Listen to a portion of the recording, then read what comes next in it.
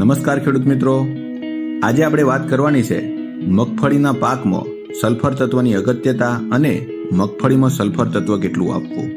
ખેડૂત મિત્રો, ખેતીલક્ષી ઉપયોગી અને સચોટ માહિતી માટે તમે પ્રથમ આ ચેનલને સબસ્ક્રાઇબ કરી લો। આ માહિતી સારી લાગે તો વિડીયોને લાઈક કરી લો અને આ વિડીયો બીજા ખેડૂત ભાઈઓને પણ મોકલો। ખેડૂત મિત્રો, સલ્ફર ખૂબ જ અગત્યનું ગૌણ તત્વ છે। તે છોડમાં એમિનો એસિડ અને પ્રોટીનની બનાવટમાં મુખ્ય ભાગ ભજવે છે। તેલબિયા પાકો એટલે કે મગફળી જેવા પાકોમાં દાણામાં તેલનું પ્રમાણ તેમજ દાણામાં પ્રોટીનનું પ્રમાણ વધારે છે। કઠોળ વર્ગના પાકોમાં નાઇટ્રોજન સ્થિરીકરણ કરવામાં મદદરૂપ થાય છે અને પાક પેદાશોની ગુણવત્તા સુધારે છે।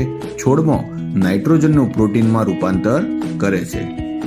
ખેડૂત મિત્રો, હવે આપણે વાત કરીએ કે મગફળીમાં આ સલ્ફર તત્વ કેટલું આપવું। તો મગફળીના પાકને 20 કિલો પ્રતિ હેક્ટર સલ્ફર તત્વની જરૂરિયાત રહે છે।